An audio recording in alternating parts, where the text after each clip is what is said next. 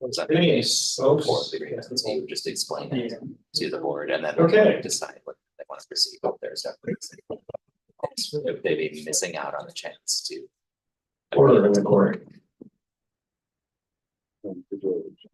Okay, I call to order the committee of the whole board meeting at 6:30 p.m. on Thursday, 10/10/24 in the boardroom of Oak Park, River Forest High School, and ask for roll call, please. Mr. Brisbane, Here. Dr. Morarach. Here. Mr. Arkin, Here. Ms. Williams-Lee. Here. Dr. Livingston, Mr. Ramos. Here. And Mr. Costa. Here. Our first order of business is closed session. I move to enter closed session for the purpose of discussing the appointment, employment, compensation, discipline, performance, or dismissal of specific employees of the district or legal counsel for the district and independent contractors and specific volunteers, including hearing testimony on a complaint lodged against an employee or against legal counsel for the district to determine its validity. However, a meeting to consider an increase in compensation to a specific employee of a public body that is subject to the Local Government Wage Increase Transparency Act may not be closed and shall be open to the public and posted and held in accordance with this act. Collective negotiating matters between the district and its employees or their representatives, or deliberations concerning salary schedules for one or more classes of employees, and litigation when an act against, affecting, or on behalf of a particular public body has been filed and is pending before a court or administrative tribunal, or when the public body finds that an action is probable or imminent, in which case the basis for the finding shall be recorded and entered into the minutes of the closed meeting. Second. Thank you. May we please have a roll call? Dr. Morarach. Yes. Mr. Arkin. Yes. Ms. Williams-Lee. Yes. Mr. Brisbane. Yes. Mr. Ramos. Yes. Mr. Costa. Yes.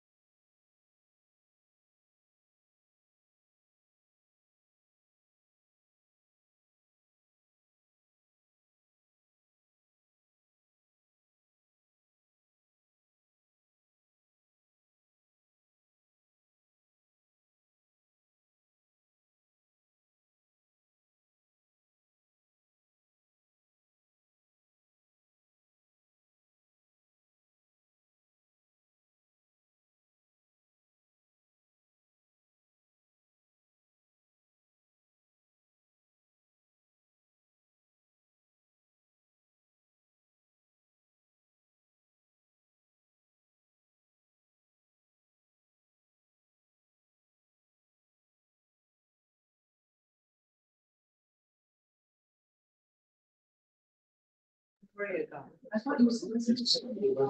Yes, it is. You ready? Tom, whenever you're ready. Okay.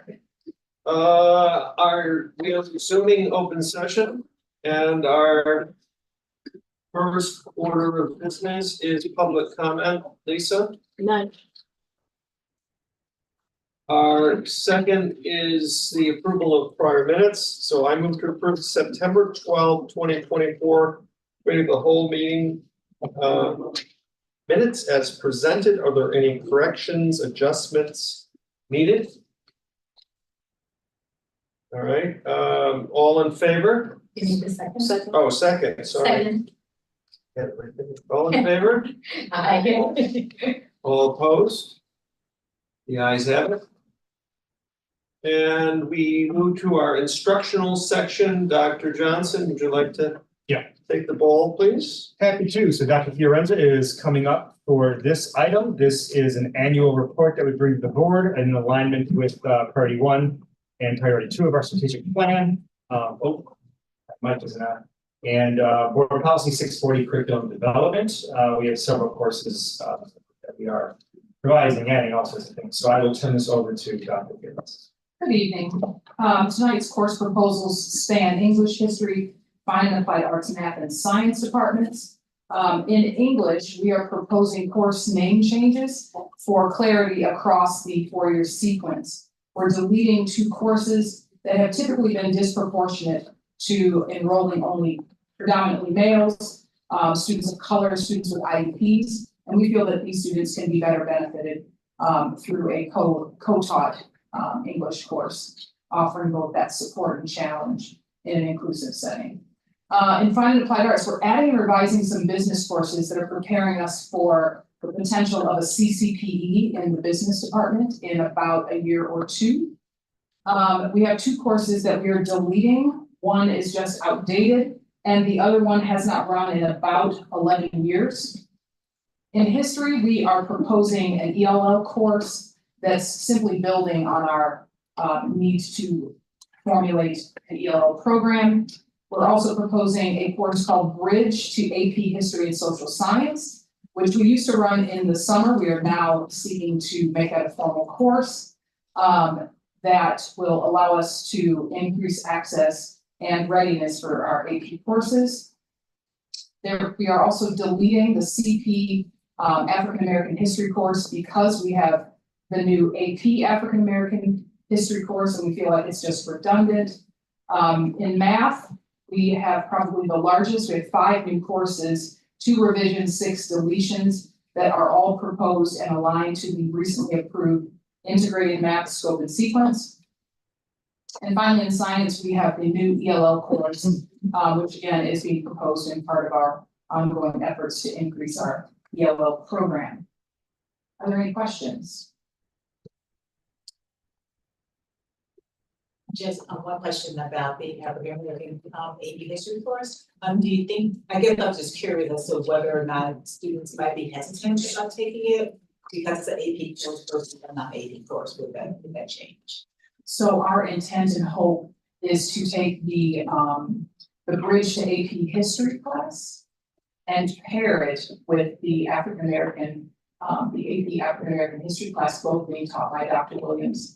Dr. Williams is structuring the Bridge to AP course so that they will be complementary. And his feeling is just that the students that are sitting in the CP African American history course are much more capable of the AP work than not. And by having it, he feels it's just promoting, again, an easier course when he thinks the kids are ready.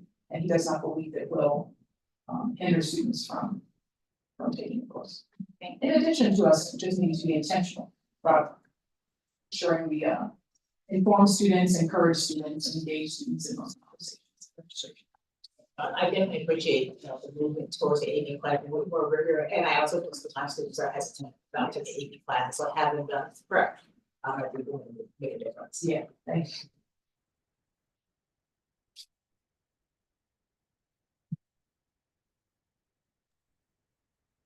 I just had a quick question if I can.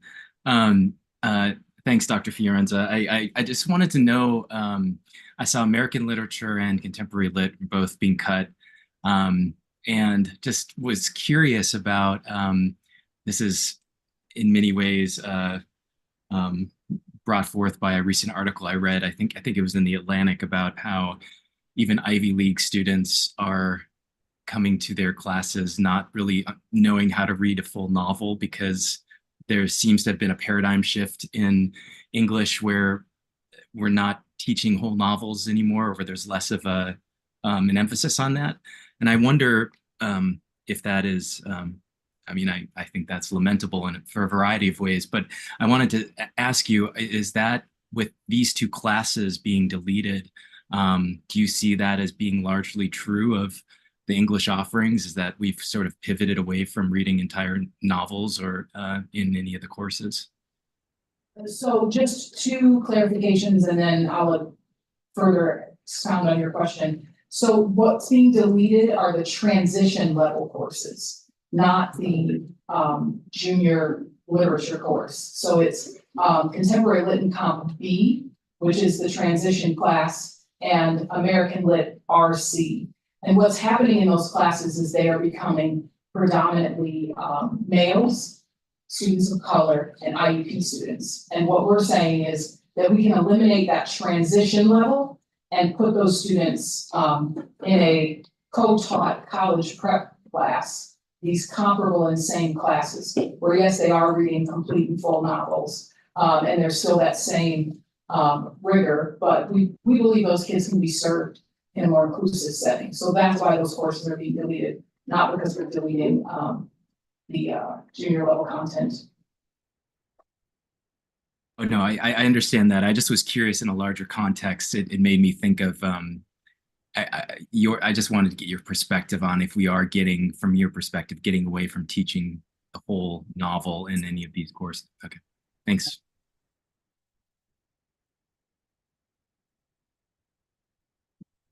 CCPE. What is it? That's the go ahead, Dr. Johnson. Right. So you'll see- CCCP? It's the College Career Pathway Endorsement. Okay. Dr. Johnson, Sorry. very excited to say it, so I was saying that at this moment. So, So.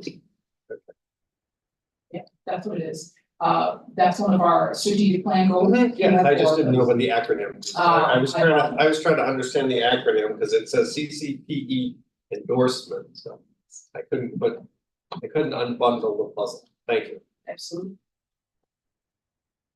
And the second question, my last question, which is, so the math changes, you know, we have this new math curriculum that we are in year 2, 3, 4, two. Dr. Fry can join. Yeah, I know, I see her there. I'm just trying to get her in the game. You know? So the question, so these part of a pre-identified step of improvements, or are we handling this kind of 1 year at a time? So we're rolling it up so that kids walk in as a freshman, start with the new curriculum. What is a little bit different is we are getting rid of college algebra trig and replacing it with AP calculus. So kids who enter at Math 1 as a senior will have the opportunity to take an AP math course. Thank you. Other questions? Does this impact the stats classes that are as part of the math curriculum today? The stats classes generally are taken by kids who take AP pre-calc as juniors. So what we're moving to is so that kids are taking college algebra trig now as seniors. That's going to be an AP course. Okay, so kids who would end up in AP stats are more likely to take that path you just mentioned. Most of the kids taking AP stats have already taken that class, Okay. so will not impact stats.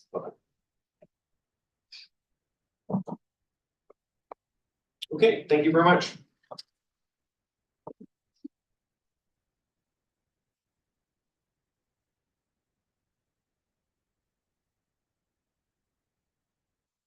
Next up on the instructional item is the disciplinary practices review. And here to present that item is Principal Parker and Assistant Principal in the rain. This is also an annual report. This is in line with priority 2 and board policy 7190 students behavior. I believe Ms. Lorraine is taking these. Here, is that correct? Or maybe principal or an open. Oh, you're opening it. Fabulous. All yours, take it away. Yep. Good evening, everyone. Tonight we are taking a look at the 2023-24 school year in review on the disciplinary incidents and responses. We included in this presentation the slides. We are going to go over the slides, but only a few of those, and then get to comments and questions that you may have. So I'm going to turn it over to Mr. Lorraine so that he can take us through the slides. You want to start at slide 8? Absolutely. Slide 8, Mr. Taylor, please. Presentation, okay.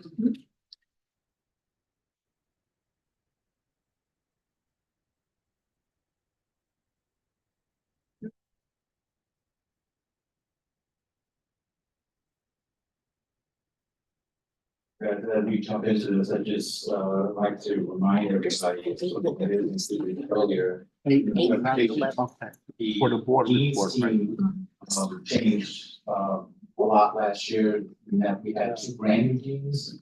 A third dean was made permanent after serving a year as interim, and I was new to that team coming up on my 1-year anniversary. So as we in October of last week. So that being said, any fluctuations in the data from the year before sometimes can be attributed to a change in some of those practices. So I'm looking forward to working with this team, deepening our work as you'll see from the data, very happy with the outcome from the school year.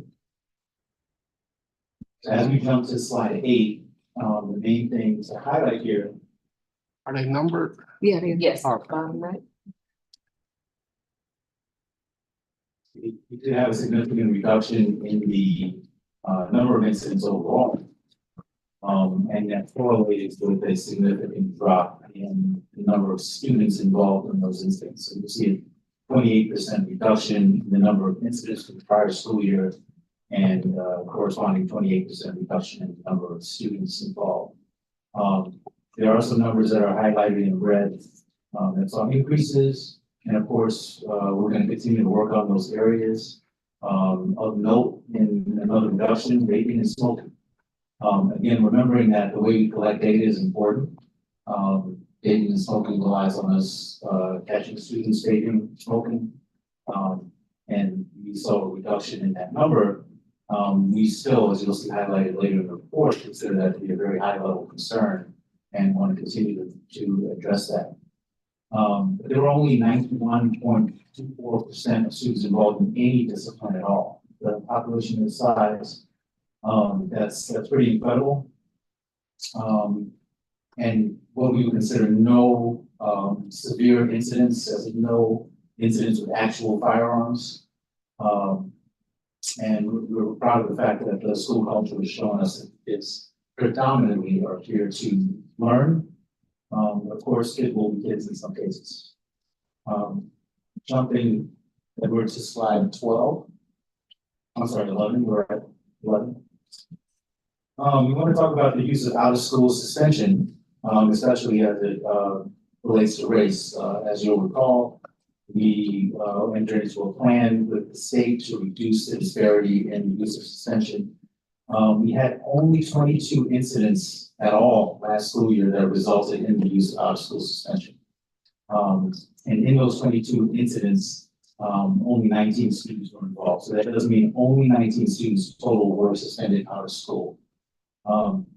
Obviously, we're relying heavily on the use of in-school reflection time. And we're very happy with the fact that there was not a large number of repeat offenders when we implement that program. On slide 12, you'll see that this is a major part of the state disciplinary exclusion plan. We actually overshot. The target was to reduce the use of out-of-school suspension, reduce the number of incidents that resulted in out-of-school suspension by 10%. We actually went down by close to 57%. Keeping in mind that this is a multi-year plan, we do want to see, at the end of the 25-26 school year, that those numbers are in line. So just to be clear, do not expect to see a continuous reduction every year, as discipline from year to year can depend on the population of students who are receiving from middle school. It can fluctuate, but over the course of 3 years, we would love to see that number remain at this level or go lower. But it does not have to go down by an additional 7%, an additional 5%, according to the plan is written. And then finally, implementation for our practice. The implementation of the behavior education plan, which came out of State Goal 100, with the intention of using more restorative practices and lowering the use of out-of-school suspension, does appear to be working. So we want to continue to use and deepen those practices. The disproportionate participation of African American students in these incidents is concerning. But we are, as you'll see later on in the next couple of slides, continuing to use proactive, which is in attempting to address that. Vaping and smoking gets its own slide. Just wanted to highlight that we do have excellent process in place to help students, especially those that are not only caught, but again, caught more than once. So we partner with an outside agency, school every week, and target those students with a program designed to put an end to that type of behavior. We do see a lower number of kids repeating behavior after going through that program. And finally, our proactive approaches, because we did see a large number of behaviors that are tagged as disrupting classroom learning, partnering with teachers and providing professional development for teachers and support is a big part of our plan. Principal Parker and I have created a professional development that we led at the beginning of the school year. We'll do that again in January. Our deans provide professional development for teachers and partner especially with first-year teachers to make sure that classroom practices are supporting good classroom learning environments and lunch and learns. And again, working with the culture of the building team as both an think tank and an action-oriented group as a new step this year. So all these practices combined are going to help us continue to push an environment where students are making better decisions and not getting involved in disciplinary incidents. And we are interested in any comments, questions. I have two questions. Overall, there's a lot of good stuff in this, and happy to see the increase in suspensions, etc. I was wondering about this 85% increase in the electronic device policy violations. And can you speak to that a little bit more? Like what happened between 23 and 24? I'm not exactly sure that means that there was actual increase in the use of devices as much as was an increase in teachers reporting it. Okay. So that actually flows directly from teachers into the data. A teacher can write a student up for repeated violations of the electronic device policy. Some teachers write teachers up multiple times and consistently, and there are times of the year where those write-ups seem to come in more frequently. So it's a difficult one because it fluctuates, and again, with the new groups of teachers, we'll see that change from time to time. Okay, yeah, and I'm just thinking we instituted the phone homes. My anecdotal information from my two students who are here right now is that the teachers are not consistent about requiring the use of that, and so I'm not surprised to hear that this may be a reporting thing. So that's what I was curious about. And then my other question is just from the very end. You have this PD workshop for teachers on re-engaging uninterested students, and I realized I wasn't sure how that falls under discipline rather than other academic, mental health, other student supports. I'm just thinking of, again, like my students right now are hitting a point in the semester where they are very overwhelmed. And I'm starting to see that in like their chatter to each other as well as the messages they're sending me. And it's, but I wouldn't have thought of that as being, so when you say uninterested, is that something different than, you know, they do often like start disengaging at this point because they feel like it's too hard, et cetera, and I can't do this, and so, but I think of that as an academic intervention rather than a disciplinary one, does that make sense? Yeah, I think they're intertwined. Yeah. And so Dean Marcial did a great job, working with teachers in that workshop. I think that the idea is that disinterested students become behavior problems. In some cases. So sometimes it manifests itself in disruptions in the classroom because I'm not interested in this, or asking for multiple passes outside of the classroom because they don't want to be in. Interesting. Thank you. Just first, just sort of a great job on the progress that's been made, and when I saw the number in the reduction percentage for out of school suspensions, that's phenomenal, so kudos to the team for doing that. And you also mentioned, and saw the numbers, that there weren't a lot of repeat offenders in that category. I'm just curious for the overall kind of disciplinary actions that they're taken. Do you track repeat offenders, or do you see many repeat offenders in some of the overall numbers? So there's actually a slide, in slide 9, Edward, you can go to that one that addresses recidivism. That slide identifies the types of behaviors where we do see repeats. Overall, there were not a lot. These are actual numbers of incidents, not students. So the 36 incidents of repeat behaviors in the disruptive and uncooperative behaviors category. We'd be most concerned about the inappropriate physical contact, because that would include fighting, inappropriate physical aggression. We did see a total of 7 times when that was repeated. As you can see, alcohol, drugs, and tobacco is also that low number. But overall, not a lot of repeated behavior overall. And I'm very happy with that. And that does tell us that we're investing in the right approach, counseling students, great team of social workers, and even outside partners that are helping us in that work. And we do still constantly work on the mental shift for the adults, because as you change the behavior and doing out of school suspensions, it does take work to change the mindset and choices of students. And that's a process for all of us in the building. In terms of just making sure that students are getting the supports and the skill building they need to make better choices. That's all. And one other question on slide 7, I'm reading over it, but just sort of the breakdown from both a gender and ethnicity perspective on the disciplinary incidents, and make sure I didn't miss it, but on the copy I had, I didn't see anything for our Latinx students in terms of the breakdown. Was that 0 or was that?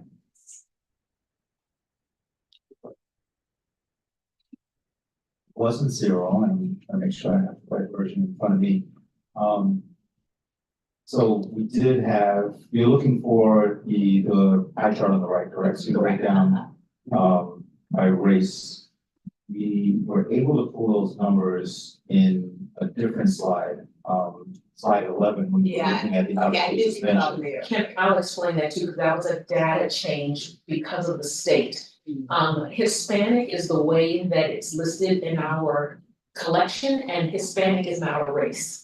And so it has been corrected in our system where we are now pulling the data where you classify as what your race is, and then you answer the question of whether you are Latin. Yes. Yeah, I saw you had white Hispanic as well as white in one of the other slides. Yeah, it has been a joyous start of the year, yet another change in data record keeping, but that's how it was explained to me. It's not a race, and so we are doing race and then you say ethnicity. Yes. So on that particular chart, unfortunately, they'd be included in the red portion. Right, I was thinking it's probably just split out. Okay, thanks.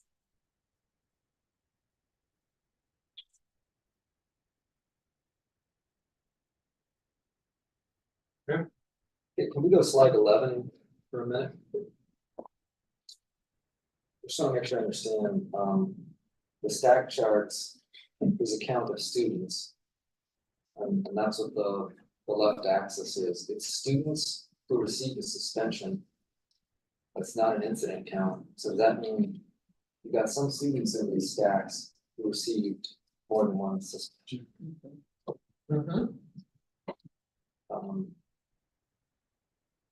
I notice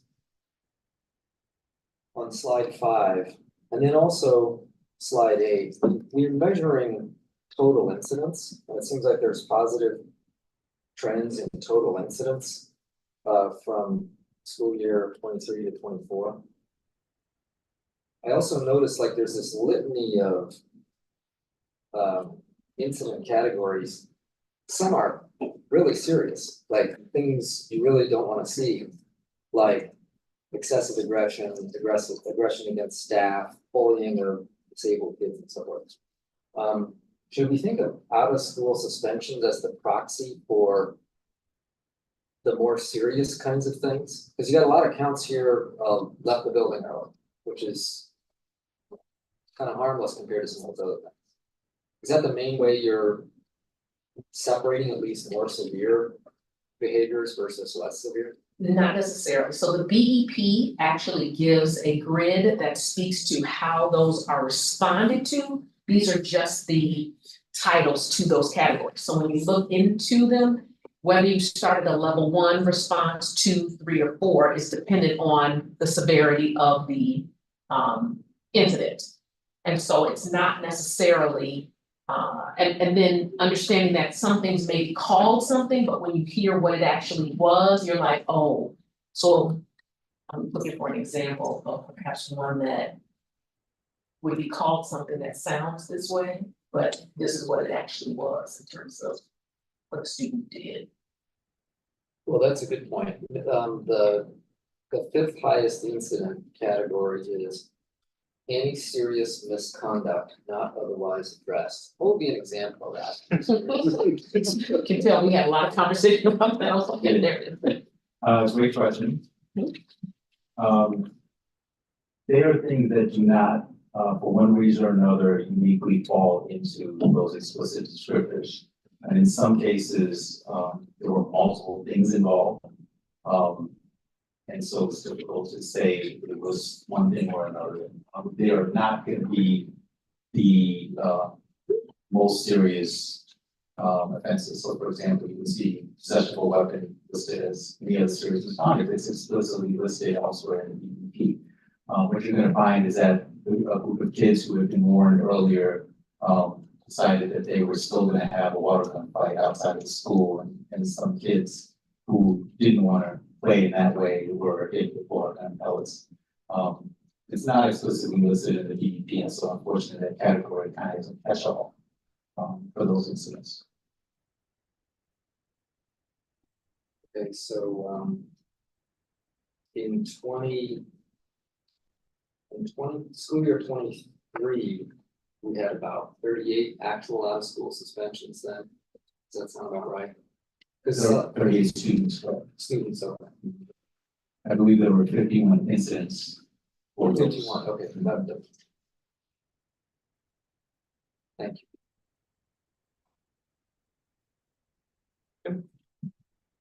A comment and a question. Right, I think that this report, as others have said, it's really encouraging. It should work. When we present this report or present a report back at CCB in the spring, we address the school year. I do think that it would be really useful to also include a similar report from 10 years ago. We have come so far as a district, and the BEP has been so instrumental in creating a different climate of culture. I think that we sometimes lose sight of that. I think that might be useful for the board as well to see what a student discipline report from a decade ago before the implementation of BEP looked like. Racial disparities in discipline, the much more extensive use of out of school kinds of discipline and so on. We're really in a completely different place today than we were a decade ago. So I think too often we lose sight of that. We obviously have work to do, but we have made a lot of progress. So just want to sort of, I would love to make, love to throw that into the CCB's consideration of the village. Then a question, slide it is, there's reference to peace circles and restorative convenings, and I believe there were 17 last year. I'm just curious, it seems to me that that is a tool or a process that we could be using far more often. I'm just curious if there is a resource issue that stops us from doing that, or if there's some other kind of challenge that stops us from doing it. Look at each other, smile, so I'm like, yes. Very good eye on all of these numbers, so we're wondering if you were gonna point that out. I really consider that to be underreporting. So my conversation with the deans, the reason why I say underreporting is that a restorative conversation in a peace circle happens after the incident is already initially put into the system. So what it requires for accurate reporting is for the dean to go back and record that restorative conversation happened. Most of the responses you see here are what the dean put in initially. The incident happened, we had the due process conversation, and it's been decided we're going to use in-school reflection, or whatever the other is, conversation with the social worker, all of these things. And then let's say there were two kids involved in a conflict, they usually go through ISR first individually. So they'll spend some time reflecting separately from each other, and then at the end of the ISR instructors will give a report on whether they think that the students are in a position where they can be put in a room together and learn and be able to come together. And so that's maybe 2 or 3 days after the incident. And so this year, I can promise you, because we've already had the conversation after looking at this data, that we have to remember to go back then and say, yes, we did do a peace circle, we had a sort of conversation, and go back and update the record. And I believe that that is what's happening in this case. Because when I look at that number, I said when I was here, 3/4 of the year, we did way more sort of conversations in peace circles than 17. So unfortunately, I do think that that number is accurate, and we just got to do better on record keeping in that case. I do want to use this opportunity though, because I know I've always heard the board say, like, in areas where you need help. One of the things I've noted just in this process, and being what I always refer to as an old head in the building for 30 years of doing this, is that there's a bit of a gap between how things used to be done and how things are done now. And how kids are raised now and how kids behave and respond in school to different types of stimulus. I say that just to say, getting the restorative model out and getting people to understand the true value of having the conversation, even when we are uncomfortable or possibly not seeing the value in it as the adults, it brings forth a lot of value for kids when they can see us in that space and having those conversations. That's something we are trying to grow within the school. Even as adults, when we feel like I don't want to have the conversation, that the conversation is necessary and important to have. And getting that done universally throughout the building is something we're really trying to grasp hold of, and we may be talking about the CCB even more.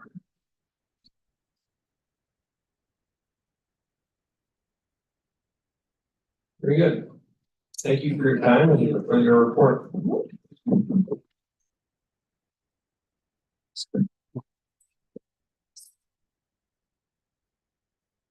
So that completes our instructional section, and we move on to finance.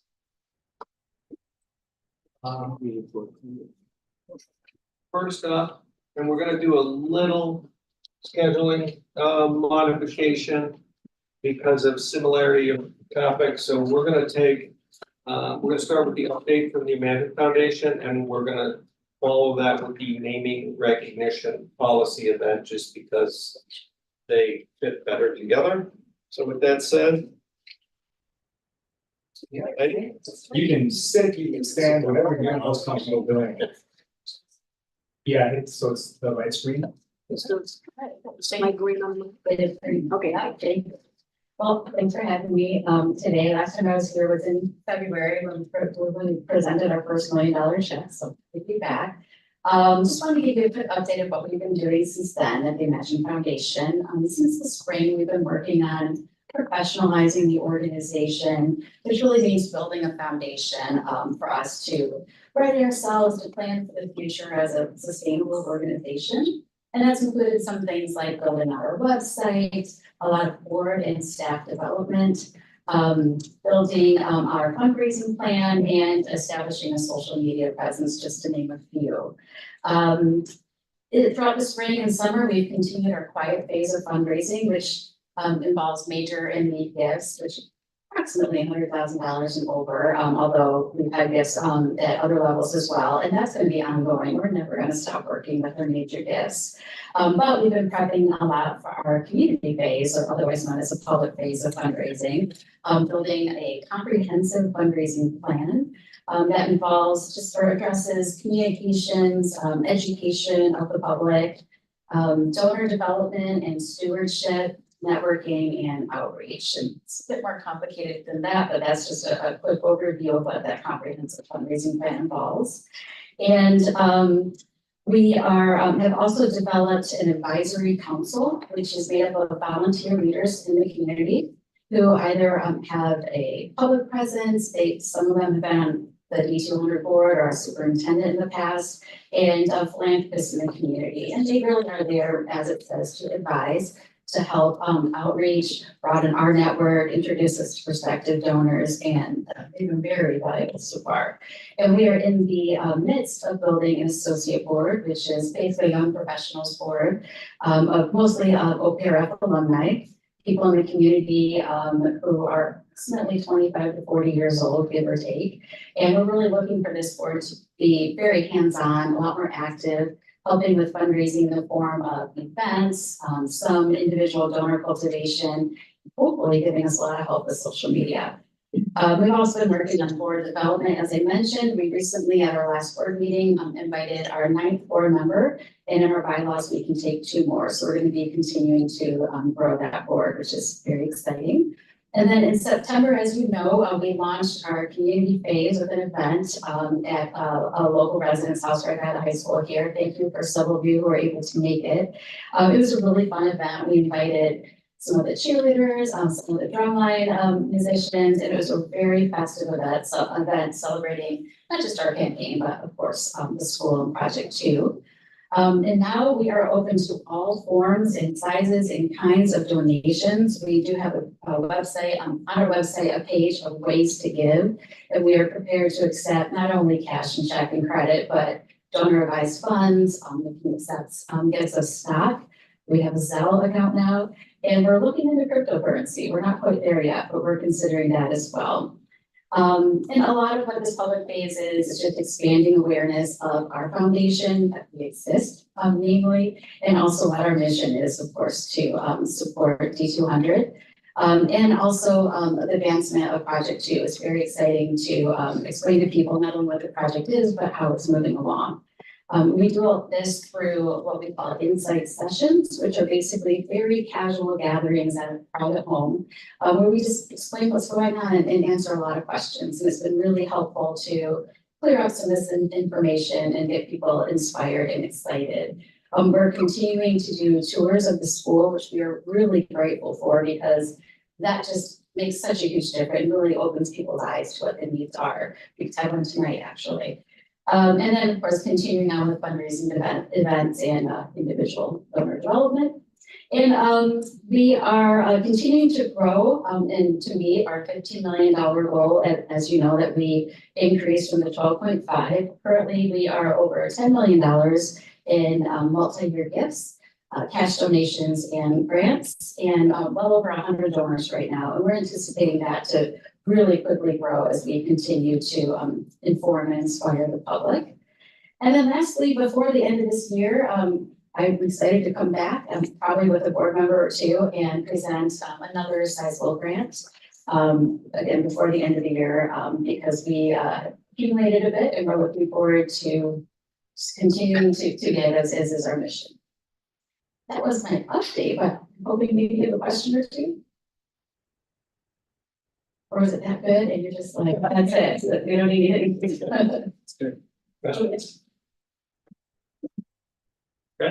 Yeah, no, thank you for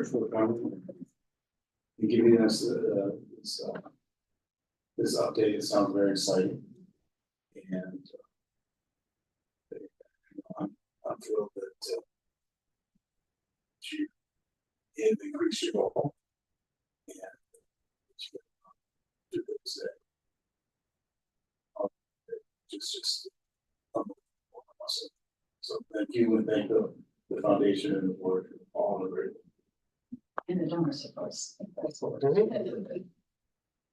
All right, thank you so much. We'll see you before the end of the year. Thank you, Andy. So, Dr. Johnson, do you want to? Yeah. So, in continuation really of this past topic, we're excited to bring forward, to the board, discussion and 2 weeks from now, a vote on our first naming recognition opportunity that has come to us from the foundation. This is a process that really began 2 school years ago.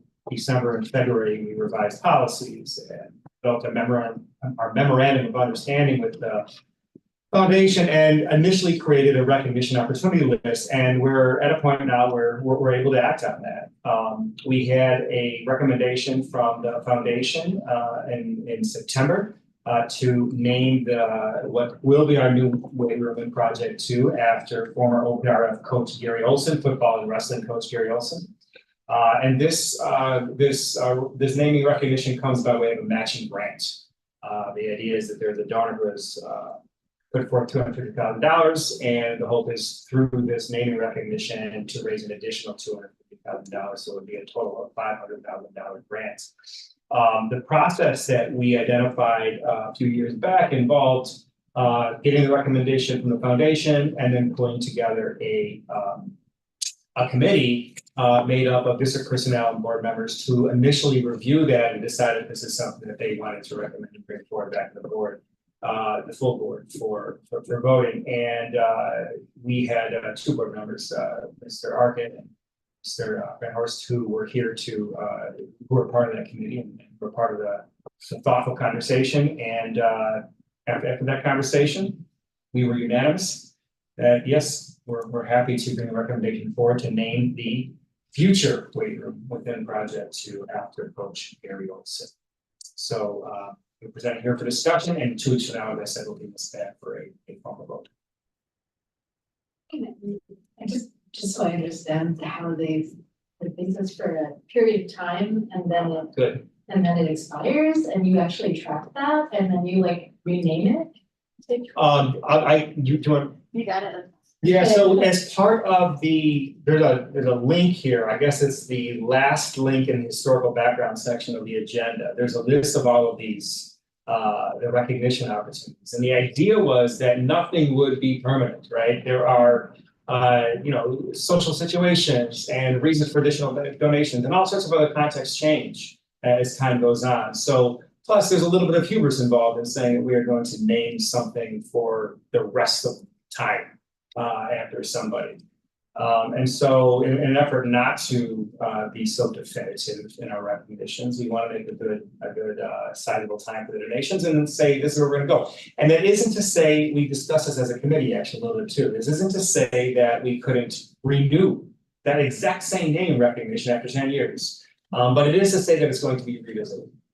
So yeah, and you can see depending on the size of the donation and exactly what part of the building it might be, the length could be longer. This one was initially recommended as 10, and the foundation came forward with exactly that request.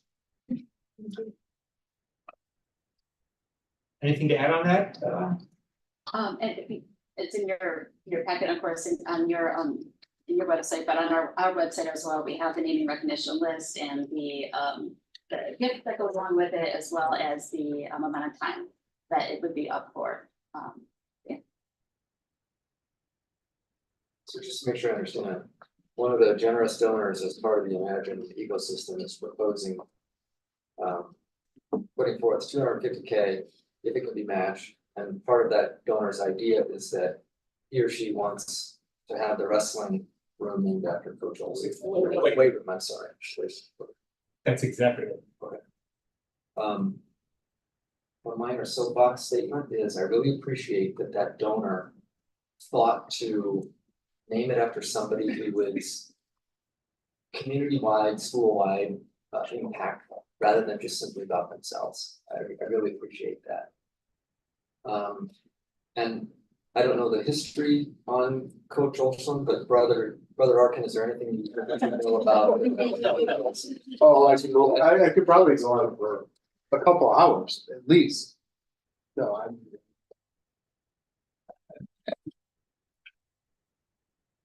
Yeah, I knew Coach Olson, he started here, I think, when I was a sophomore. I don't think I ever had him directly as a coach or a teacher. He's a PE teacher. And a coach, but he did, he was weight up there, solid as a rock. Probably very body. He also did some modeling. So he was very heavy into working with kids. He was involved in fellowship for student athletes. He gave great direction to our athletes. And I know that the kids that had him, either in class or as a coach, feel very strongly about it, that the incredibly positive effects on the players. And I don't think I've ever heard anything word spoken about. So, I think the weight room to be named after Coach Olson is just probably the best fit of all that you could find. Because he was probably the first one that in this building that really had a commitment to that kind of healthy lifestyle in terms of its ability. It's my understanding that there actually was some kind of recognition of plaque from him in the old weight room. Am I mistaken? Or is that rumor? That was brought up, but I don't know if it was confirmed. There may have been. Yeah, there was outside the old, I don't know the old weight room. You invited me to where an old weight room used to be in a field house, but in what was the original women's gym, what we had made into the last weight room that's now torn down, just outside there, there was a plaque. I don't know that it's naming the weight room after him, but it was just a picture of him that's, that honored him. So in some ways, this is a continuation of that. And I think it's also worth sharing, Fred, I hope this fits. And there's a scholarship also. There's a scholarship, there is a scholarship, thank you for sharing that. And, I believe Coach Olson passed away here in the school, in the weight room as well. And so you mentioned how fitting it was, Fred, as a result of his commitment to that. But in other ways, it's a touching symbolic gesture as well. The other thing I'd say is that I think that the foundation has also been in touch with his family, and they're incredibly supportive of. Yeah, we spoke Roger. with his son Justin and daughter Nicole and his wife Dawn, and they were all just honored and thrilled and gave their blessing to do this. Background. Sure. Okay, so this will come forth in 2 weeks for vote by the board. The first official meeting as part of the Imagine Foundation work, so thank you. Thank you, Heidi, thank you. And going back to our finance section with one of my favorite topics over the last decade. I'm gonna call this asbestos 12. Okay, or I think in better terms, the best of asbestos. And but Now you're gonna start to write a slam poem about asbestos. Yeah, okay, then that's my punishment. I might do that. Pretty great. Okay. Have the spoken word club perform it, yeah. Okay, awesome. All right, I'm gonna start this. That's it. Okay. Get us out of this as quickly as possible. Fill up. You never thought we'd be having this much giddies before asbestos, see? So this is related to the project too, and without really further ado, I'll just say that it's obviously as a result related to priority 4, board goal F1B and of last year's goals and policy 460. So Tony, are you taking this one away to start? I can introduce it and Sure, then please. we've got Jeff here too, if there's any questions. During the demolition of the project 2 area, there was some asbestos hidden behind a wall that was not shown in prior drawings. It is a wall that kind of had been covered through other work over the course of 100 years. And that led to the need to have that removed. And we are bringing forward a change order to the asbestos bid for $7,525 for consulting and $52,900 for the removal process.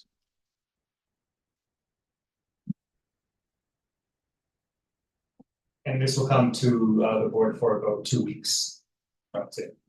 Remember my contractor telling me, you never know what's gonna happen when you open up the walls, That's right. so. That's 2 here. So just to be clear, this is an additional request for project 2 as a part of project 2 budget and not our normal, annual maintenance. Asbestos removal that we do. You're correct.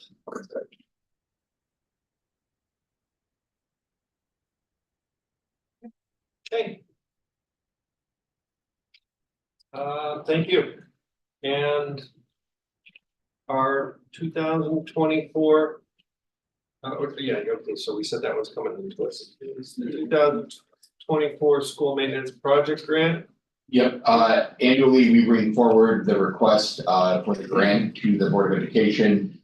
This is a grant that's provided by the state of Illinois, and as part of the requirements, the board has to approve our ability to apply for the grant. We are applying the grant to the capital improvement work that was previously authorized by the board to be prepared and go to bid. This would offset about $50,000 of about the $4.2 million worth of work next summer. And just as a point of clarity, and it'll be cleaned up for the next board meeting, and looking at how they word it, it's approved in 24, but it's actually the 2025 grant. So I'll get that language corrected for the next board meeting.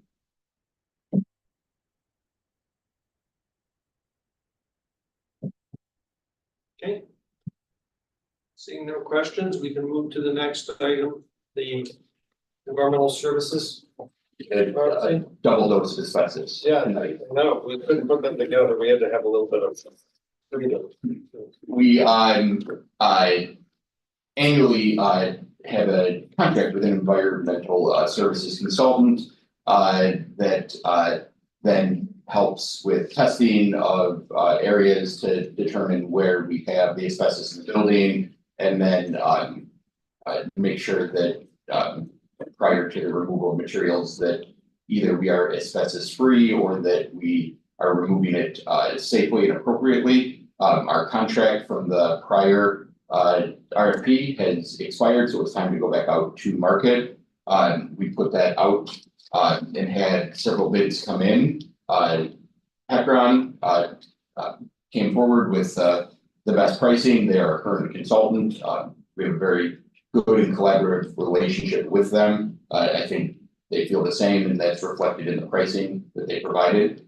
And we are recommending that move forward for approval of the October 24th board meeting.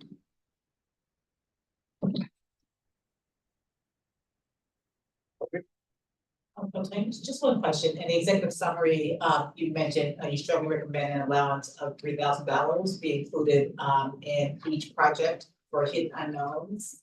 And I wasn't quite sure what was meant by each project. If there's, So what we're doing is we're looking at, we look at them with, as we do the CIP work. So as an example, 2025 CIP work is coming up in 26. So those are like individual projects. okay, So that's how, that's where that allowance fits in for the project. okay, because I wasn't sure if were there like 3 or 4, or were there like 10, so just trying to get an idea of what we meant when we said each project. Yeah. Okay. Okay, any further questions? This will come back to us in 2 weeks for approval. And that completes that. So now we go to the 2025 health, dental, life, and disability insurance renewal recommendation. Okay, Mr. Autodesk stays for this one. Dr. Sanders is coming up. This is an annual item we bring to the board as we renew our contract for services with our insurance provider. This is in alignment with priority 4 and core policy 4100 insurance management. And here to give an overview, I think to start the overview of what we see here is Dr. Sanders. So I'll turn it over to you. As Dr. Johnson mentioned, we bring each year in October the recommendations to the board from the insurance committee. These recommendations are about the renewal rates to be effective January 1st of the following year. Our insurance is not a fiscal year, but a calendar year, so from January 1st to December 31st. Insurance committee is comprised of a variety of different stakeholders, and you have representatives of all employee groups, and they review the projections presented to us by our insurance broker. So this year, the district again faces rising healthcare costs, and because we're self-insured, the claims make up 90% of our insurance budget.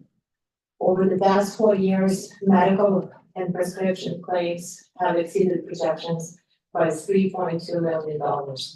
Accordingly, our actuarial services project that for 2025, conservatively, the district needs to increase the budget for medical by 9.5% and 11.5% for dental. The key cost drivers that are responsible for this increase. Healthcare inflation, national trends show a 5.4% increase for medical services and 14.5% for prescriptions. Also, as I mentioned, we are self-insured, so our claims have risen, and we have 16 high-cost claimants with claims exceeding $50,000 each. These are major categories including mental health, which has been the top diagnosis for 4 consecutive years, musculoskeletal conditions, and significant rise in cancer-related costs. We have this year 85% increase in cancer-related costs. Pharmacy costs, prescription costs have risen 13%, driven by high utilization of high-cost specialty drugs and increased use of GLP-1 medication for both diabetes and weight loss. Since 2022, we have implemented a number of healthcare strategies to mitigate rising healthcare costs. Up to date, the estimated savings from the initiatives that we've implemented are total of over $40 million, and these initiatives are summarized on page 6 of the attached presentation. We're not showing this presentation, but it's 56 pages long, so there's a lot of information there, but you can always refer to it for more information. In addition, last year we have consolidated our 2 PPO plans into one traditional PPO plan and introduced the new HSA eligible health savings account eligible PPO. And we also consolidated the two HMO plans into one. These changes are estimated to have saved us about $380,000 up to date. So the insurance committee looked at potential elimination of coverage for GLP-1 for medication use for weight loss as a strategy to mitigate the increase in medical renewal rates. However, after careful consideration, the committee recognized the importance of allowing time for employees to adjust to any changes in coverage. Therefore, we recommend postponing the elimination of coverage until January 1st, 2026. This decision aims to balance the need for financial sustainability with a commitment to support employee health needs. Therefore, we are in support of 9.5 unified increase for medical PPO and HMO plans based on conservative projections to address underfunded claims and maintain sustainability. For dental insurance, there's a projected 11.5 increase due to claims exceeding the budget by 13.5%.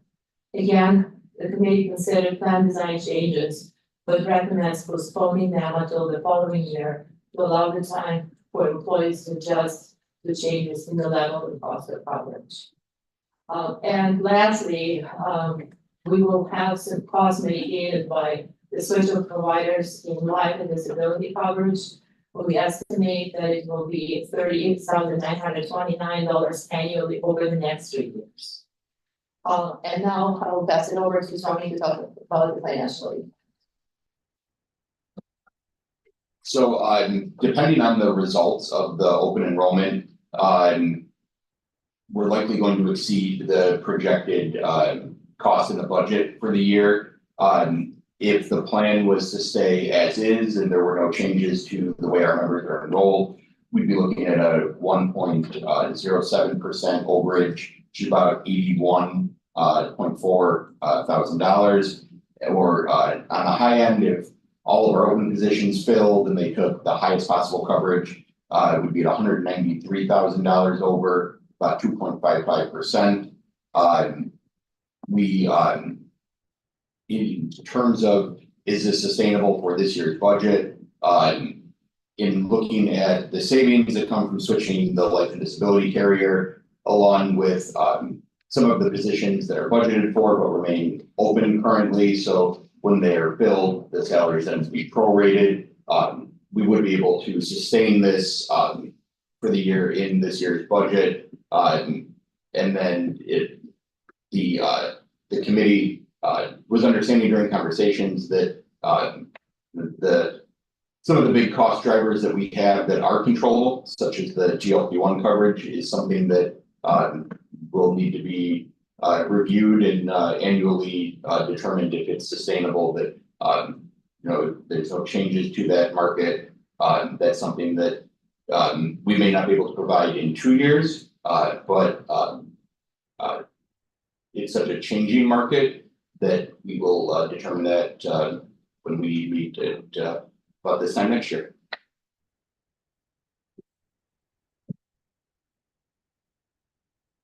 So I just have a question about the, I'm sorry, it went a little fast, so just not sure I quite got it. You talked about eliminating the weight loss drugs is something that we cover, is that correct? And that possibly not being rolled out right away, or is that something that's being rolled out right away? No, so Sorry, we currently cover GLP-1 for weight loss. And the committee considered eliminating it right away, but after careful consideration, and we have people in the queue already waiting to have their script filled, we felt that it would be irresponsible to stop it so quickly. That's why the committee agreed to eliminate it January 1st, 2026. With the caveat that if something changes during the school year, during the calendar year, and there is a dramatic reduction in the cost, then we potentially will continue covering it. But if it continues the way it is now, then we will eliminate it starting January monthly ones. And we're talking about medications like the Zepbound, is that the? Well, Ozempic is now exclusively for diabetes, so Oh, it that is. will continue to be covered. Okay, But with that- Wegovy, that is the same drug, but rebranded for weight loss, then it would. I understand. Okay, so if they have been prescribed treatment for diabetes, stuff. I was just thinking, because that is like $1,000 a month, so it's, so that would still be covered, but not for. Weight loss, I mean, yeah, it's fine. They're like interesting long-term arguments, but I understand.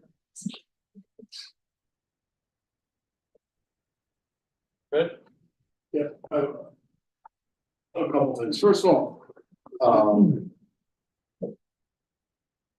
I know this is not a great outcome. To look at this, there's been a lot of changes over the years in our plan, and I think we've moved the plan into a better place than we were years ago. And however, there is, there is still volatility, there's still increases in the the one thing I will say about the GLP-1 drugs, I look at this also, I think you have to look at it hard from a couple of different perspectives. Yes, it's expensive. Okay, however, the person who's using it, if they use it in a proper weight loss lifestyle change program, it's really a wellness investment. Where hopefully you are preventing longer term, more expensive costs for specific individuals. Because for someone who's going to, who may have a morbid obesity, if they're able to lose significant amount of weight, reduce their blood pressure and everything else that their blood sugars and everything else that goes along with it, they're a more healthy person a year from now, 2 years from now. So I think, look, I'm not sure it's something that we would want to, I think we need to take a deeper look at it as it comes up in January 2026. I think there's also a very good possibility that the cost of these drugs may stabilize and reduce. As they become more, more popular and more, use of probably more weight loss is increased. So I think that's it's something I don't think we should just take with put to the chopping block. I think it's something that needs to be looked at and studied over the next 12 to 18 months. Absolutely, we will look at both. We don't know what the next year will bring. We can have 100 more people jump on this medication, or we can have no increase to that. Right, but if we had 100 people jump on this medication, those 100 people may have been, in 5 to 7 years, may have had much more profound medical issues that will be treated at a much higher rate. Yeah, I do want to add that we have other weight loss medications that are covered by the plan. So this is not the only solution available to members. I'm assuming that both our plans, Blue Cross Blue Shield and the HMO, the PPO and the HMO, have some type of weight loss or There is a prior authorization program for it. that our people can be put into it. So I think also raising the education level to the participants on those plans, because they may see the commercial on TV and want to jump right to their doctor and say, hey, prescribe this for me. Where they really need to be involved in an integrated program to get the best out.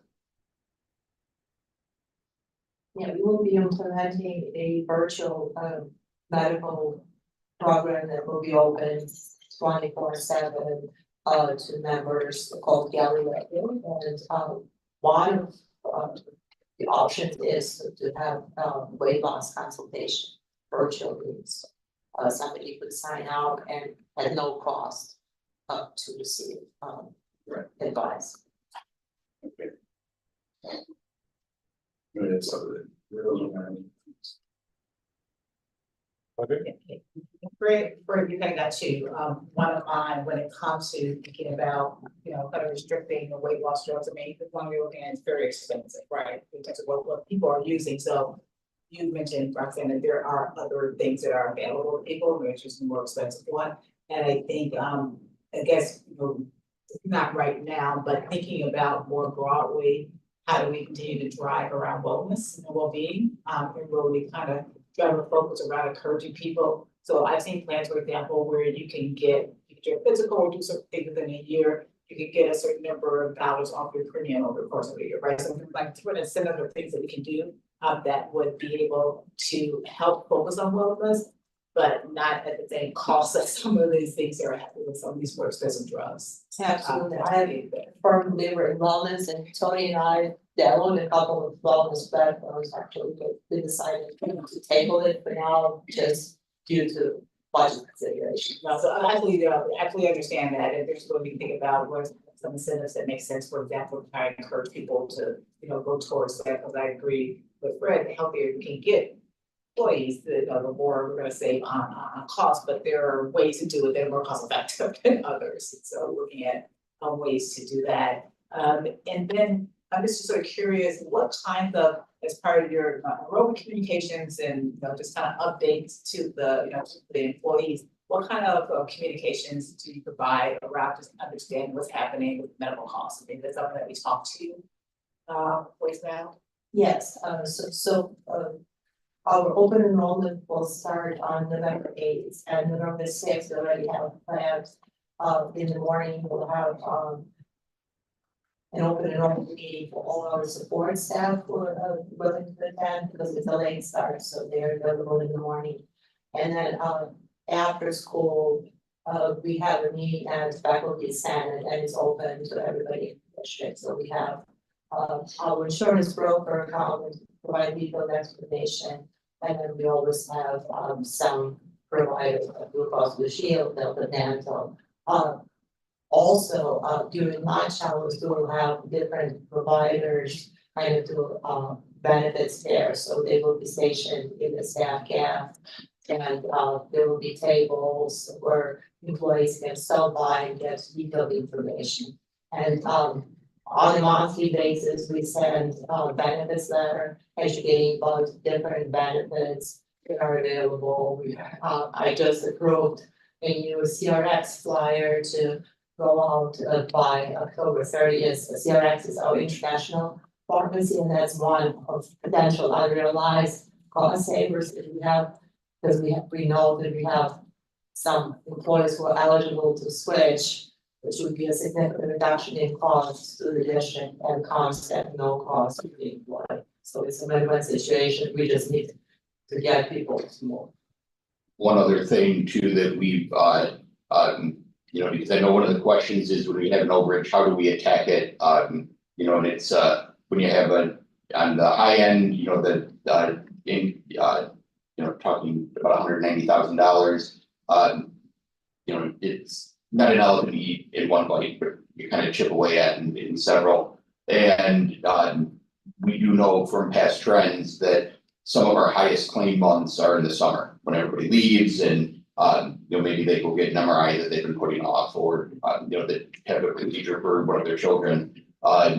The committee discussed in end of year, not an open enrollment fair, but bringing some of our providers back out to educate the employees on ways that as they do these procedures or start making their plans for summer medical, there's ways they can go investigate different costs and lower cost alternatives to get the same service to make sure that they're educated as they go into the summer. Okay. Can I ask you, is Perspectives, is that our EAP program specific to mental health or other things? Other things. Okay, so I'm curious about, from the packet on slide 12, on the VCO and HSA, mental health services continues to be OBRF's top diagnosis category for the 4th straight year. Costs remain more than 300% above the Blue Cross benchmark. Do we have a strategy around that? What do you think is driving that? Is there more we need to make available in terms of resources, or is that reflective of people taking advantage of the resources we're already providing? Where do you think we should go with that? It's hard to say what specifically drives it. We see a lot of dependence for this plan, and it's specifically common now among teenagers, unfortunately, where mental health is an issue. What we have implemented in addition to Perspectives is coaching through food health, where every employee has an ability to select a coach and deal with some mental issues at the very beginning before they become a problem, or if it becomes a problem, then they would be referred to a specialist. We have virtual care where it's a lot easier to get to see a licensed specialist, mental health specialist, because we hear that it's very difficult to get an appointment to go see somebody live. So we've created avenues for people to seek help, and they have.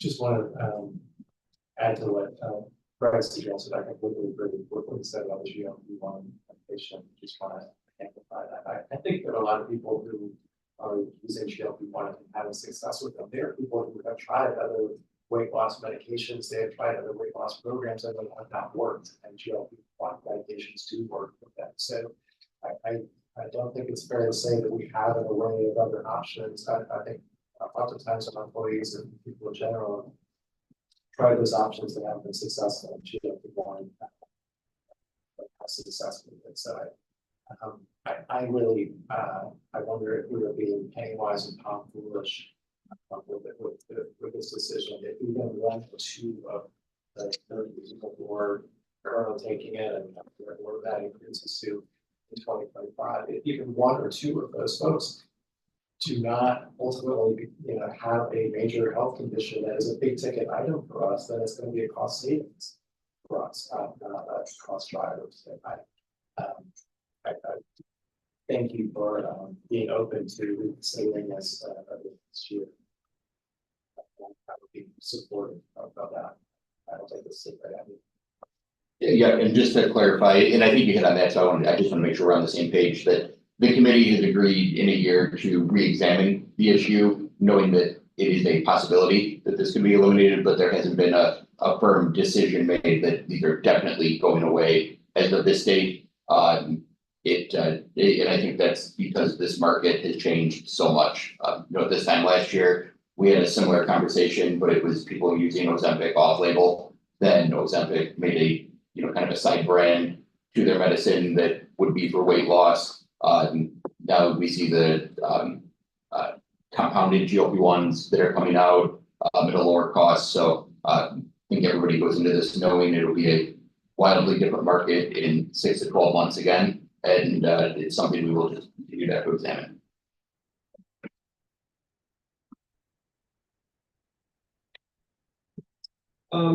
So I have a couple different things to kind of talk through, but we are in the finance agenda, so I'm looking at this as a financial item, not really interested in saying you should choose this medication and you should do that, but looking at what's presented. So for the benefit of the board, just in case anybody, we as a board have 2 different places where we weigh in on our second largest expense, which is healthcare.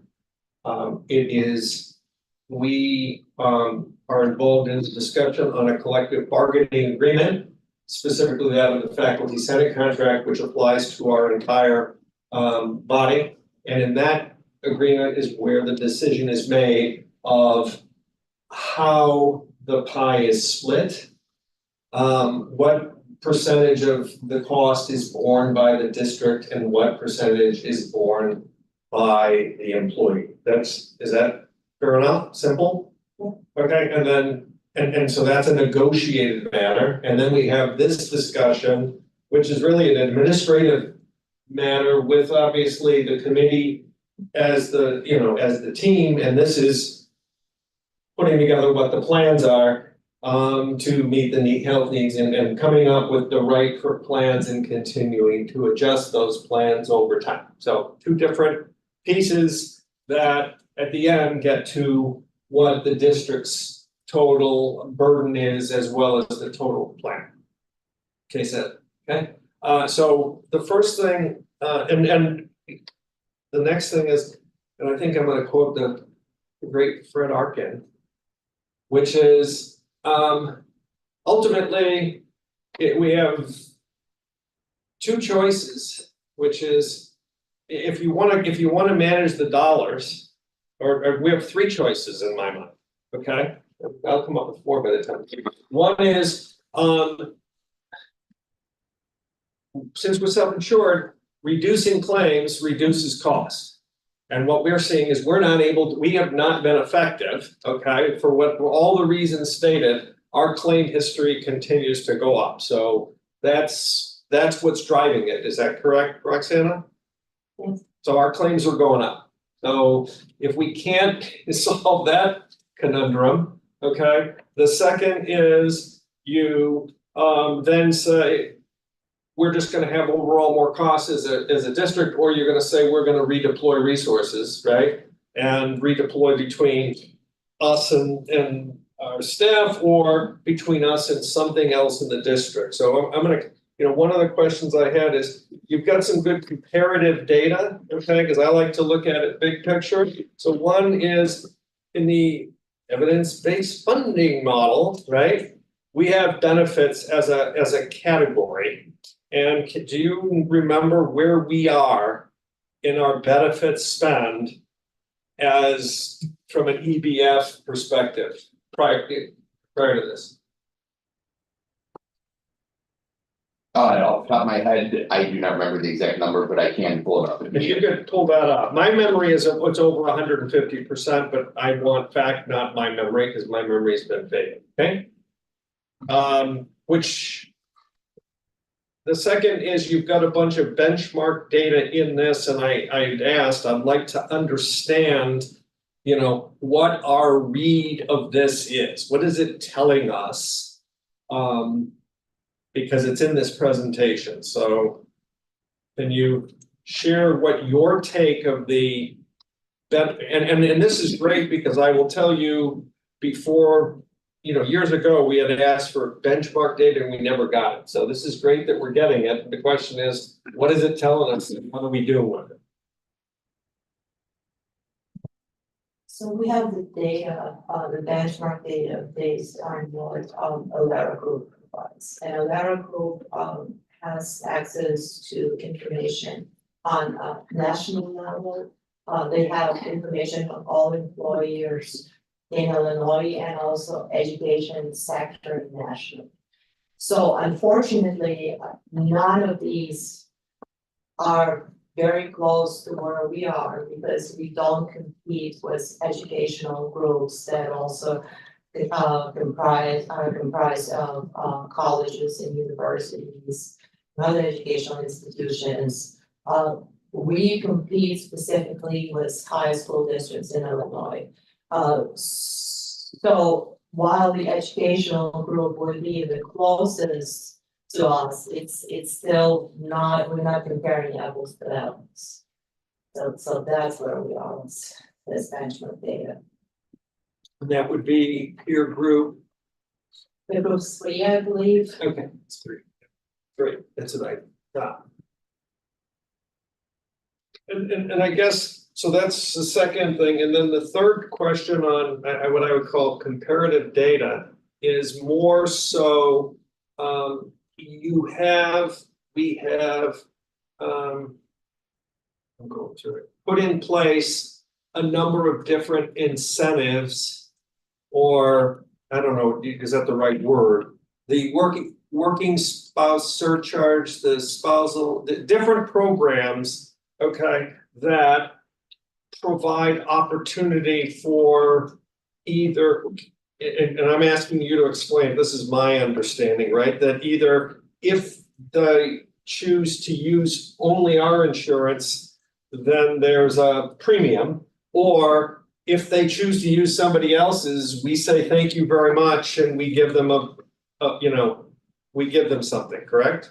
That is correct. So if you, I mean, because to me, that would tell me that I'm gonna go to the place that's ultimately the best. And if everyone's coming to us, that would mean we have the best. If everyone's going somewhere else, that means we don't have the best. So does that tell us anything in terms of the counts that of people who have chosen to modify their plans? Well, I wouldn't say that's necessarily the only reason why somebody would choose to go to a different plan. So first of all, surcharge is only for those spouses who have coverage at their place of employment. Okay. So if somebody is like, for example, as spouse is a retiree or disabled and they don't have access to insurance, then we don't assess a surcharge. And for many, it's a cost factor, it's additional $200 a month, so they choose to go to different insurance plans just because of that cost consideration, not necessarily choosing between the plans. But also, it's true, but for some employees, that it's better for them to pay the surcharge and be on a better plan compared to what their spouse's place of work offers. It really depends. I don't think there's a universal answer. So the workings, I'm just trying to make sure I understand, the working spouse surcharge is a situation, I'm just trying to remember here, where someone pays a premium to stay on, to have both spouses on our plan, if they have another option. Correct.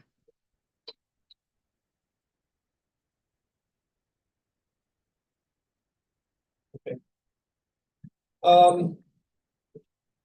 What I'm, Tony, I mean, what I'm looking for is on this one, for me, we are we're asking, so I would like that evidence-based funding piece, but we are asking for more, we have to choose where we put our resources. And it's not just more resources. The bubble is a contained bubble, or it should be a contained bubble. It is based on what we have.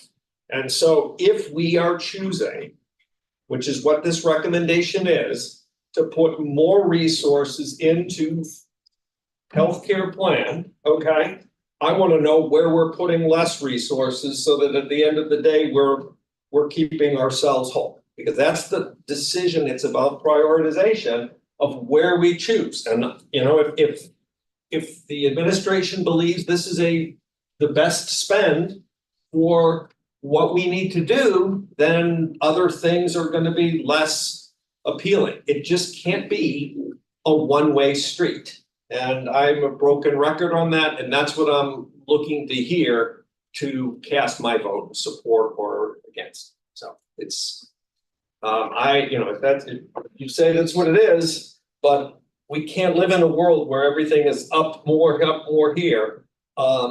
It's unsustainable. So that's. So that Tom wasn't the lone voice in the wilderness here, Long Island.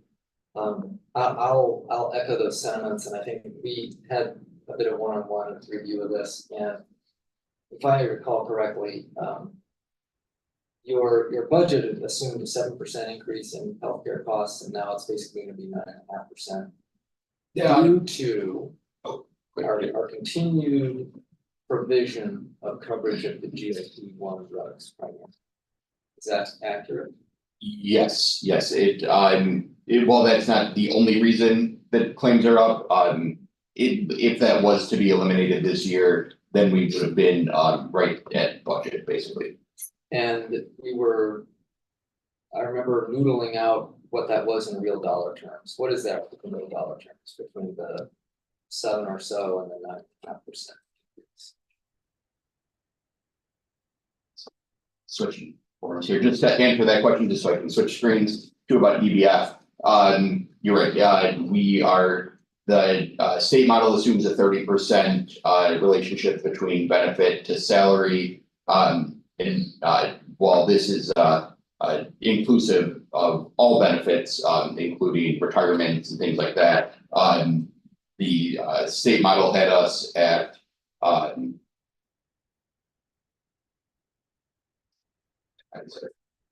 not great here. Just about 8.5 million, with, and our spend was at 12.2 million, so we're 3.8 million over. Can you say those numbers again? Just- Yeah, 100. You already did? Okay. Yeah, so we're at 145, I mean, we are already spending more than what our average is as a district in this area. So this is one of the ones where we're above, and this is saying we're gonna go further above. So again, if that's the prerogative, then what's the counterweight? And the dollars, and again, depending on open enrollment, was 81,494 with consistent enrollment, and kind of a worst case scenario, we're looking at about $193,000. I remember that, because I was sort of shooting the middle at like 140K of real dollar increase. If we proceed with going ahead and still enabling access to GLP-1s. And I think, translated as a percentage of the budget, it sounds small, but your point is 100% valid, that it's already on top of significant spending. I think the other factor is, though, right now, we're making this decision 1 month before open enrollment begins. So yeah, at this moment in time, rather than yanking a rug out from people who maybe have certain expectation that, their benefits today are gonna be the same 3 months from now. I think that goes into the decision factor. Big picture, though, I fully agree with where Tom is, because we're in a new universe for this district that it hasn't been in for the last nearly 20 years, which is you no longer have this large amount of cash, essentially, very, very inflated fund balance. So now we have to stay within the bands of the fund balance requirements. And I think there's gonna be big needle mover opportunities to really study these things, which we namely want to get into actually working on the CBAs. So I agree with you 100%. There's this moment in time, but then there's some other times that are gonna be coming up in the near horizon when we have to address this in a sustainable way. Sustainable is a good term for it. I agree. So it's funny, Roxanne, just a couple of questions kind of related to what Tom and Brianna said. And you mentioned, Roxanne, that we have the peer data that we get from, sounds like, our partner broker here. And the way Illinois sets what we should be spending, have we ever done a custom survey or gotten data about what are our peer group spending? So is this something that's endemic to this part of the state, in terms of how school districts have to spend to be competitive, that makes us out of whack with the rest of the state, but do we know what our peer districts do when it comes to their overall benefit costs? We do not have the exact data. I attempted to get some information from the district, but there are so many different health plans that each district has that it's very difficult to compare. Now, there is a conversation in the NWPA organization that we will be gathering, starting this year, actually, in the compensation surveys that is being done, we will be also gathering benefit data. I don't know exactly what it looks like yet, because it's completely new, but hopefully that will provide us with some additional information. Because I mean, I also agree, we have to stay within kind of our budget, and where we're gonna make trade-offs. And we also have to stay market competitive when it comes to what we need to do from an attraction and retention perspective. It sounds now that we're way above market, but again, I don't know what our peer districts are, so I don't know if we are above for our peers or not. So the more data we get to kind of understand what that is, because we have to balance those two to make sure we're doing it correctly. I think that will be really important. And then Tony, just more broadly, as we talk about costs and we just talk about, budgets, and to Graham's point, we're a different place than we were perhaps a decade ago in the district.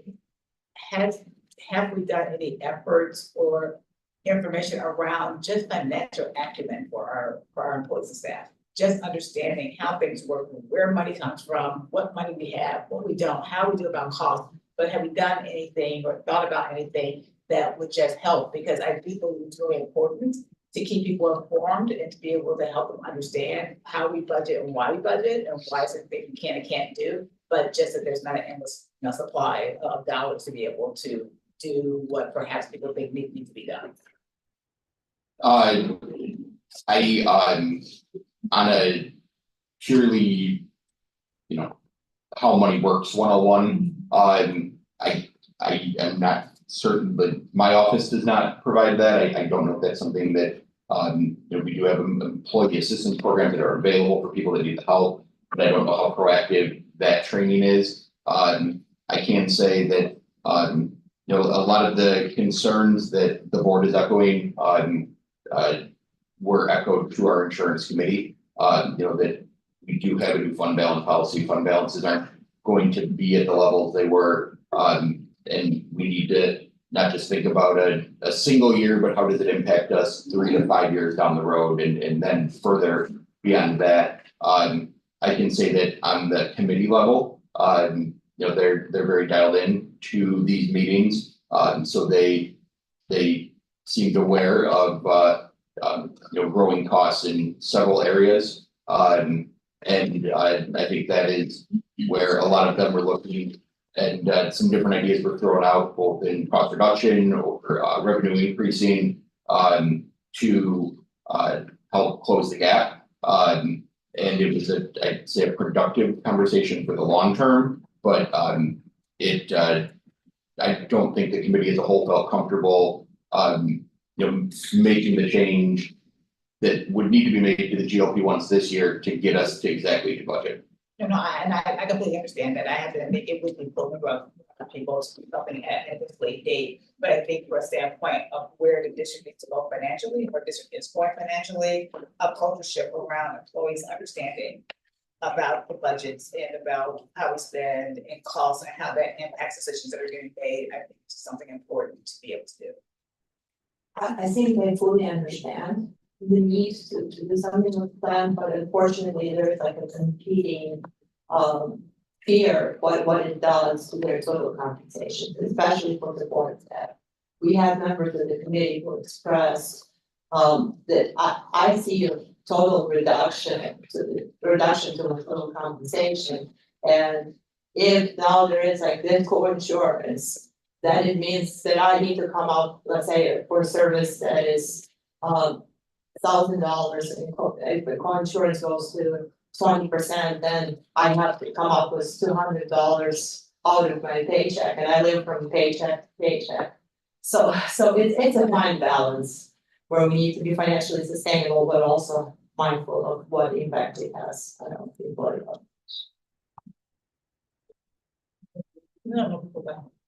And just in the overall insurance realm, when you're doing this budget balancing, and again, Chris's comment, we all probably agree with Tom that this is going to be addressed. I know that there has been basically a lot of spike in climate related insurance And so I'm just wondering, is there a point at which that kind of thing is coming back? It's like, you know, people are being now asked if they want earthquake insurance here in Illinois. There is a lot of places that are,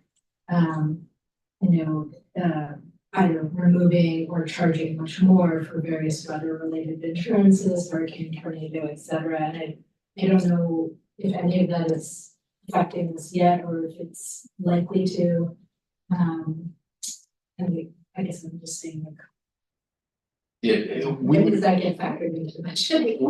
that would factor into, when we bring our property and casualty insurance renewals. And that's, it's been a steadier market for us than the health insurance. We're not in the coastal Yeah. region, and so obviously we're not having what everybody's having. Yep, and I'd say we do, our provider, does a really good job of making sure we're, appropriately insured without trying to over-insure us in areas we don't need to be covered in. And I guess I do think the GLP is something I want to say is it's so new. I feel like we have very little data on how many people are likely to take advantage of it, how long they're likely to stay on it, right? If they are effective and, you know, maybe people are on it, on this medication for a year and then they're done. And then they have long-term extensive health, like that's a possibility, which would be great. And this is as to what Fred was saying, and so I would be really hesitant to cut that. Because it does seem like a short-term gain versus a potential really good long-term gain, so. Kim? Tony, I wonder if one of our consultants could quantify for us what our obesity related spend is. I'm looking at the large claimants list, and there's a number of them that the leading diagnostic category is not available. And those are obesity related. If we could get a sense of what our annual spend is that exists here, and for obesity related health issues, that might help us sort of quantify the problem and help us make a better judgment when it comes to the advocacy of children. I believe it is in the presentation, it's $16,000 per script per employee. And we currently have about 80 employees total that utilize GLP medication. So just to help you understand in percentage terms, the increase is projected in 9.5. If we eliminated GLP-1, we would have been able to reduce by 2.5%. Right, I'm not asking about the spend on GLP-1, I'm asking what is the spend, say, our large claimants, where we're spending, 122,000, 113,000, 103,000 for health condition. If our consultants can quantify our employees who have obesity related healthcare issues, where we're spending a lot of money to related to those issues. I think that might help us understand sort of the extent of our spending. I just want to make sure I understand you asking, like, if somebody is spending for cancer, they also have obesity as. I'm just thinking of obesity as being a driver of major health. We don't have any that is in the high claim. So thanks, are you asking for someone with diabetes who's taking insulin, for example, or someone who needed a knee replacement because of obesity an issue? Is that the kind of thing you're asking about? Yeah, I would think that that's something that we can quantify. Yeah, I will make a request to Alera. I am not 100% certain that they can break that data out because they are the ones that break it out for us. But I can put the request in and see what they can provide. Yeah. Sorry, I got Last question. 3 quick points to add to this riveting conversation. First of all, to acknowledge from a macro level, there's massive inflation going on in healthcare costs across society and sectors. So just want to acknowledge that point. And also, you two haven't just been sitting on your hands. insurance, because we look at the last 3 years, you've got a litany of initiatives that have undertaken, so. As best you can, bailing water out of the boat with a bucket, you're doing that, so we deserve credit for that. To build on what Audrey said, though, we know our 7 peer districts. And you're right, Tony, it's 30% of salaries is what EBF defines as the benchmark, and Greg was able to just very quickly say, oh, okay, we're at 140% right now. So I recognize totally, it's impossible to parse out the different types of insurance that the other districts might be doing, but for our 7 districts, maybe we could at least know what's their number relative to that. And if we can get in the habit of referencing those peer districts, even at a very high level, that's going to be a very valuable thing to do as we get into attacking some of the big needle mover projects around this. It's not a challenge would be that all your peer districts might be above 100%. They may all be it. They may be higher than us, we don't know, but It'd be good, it'd be good. we get to know that data.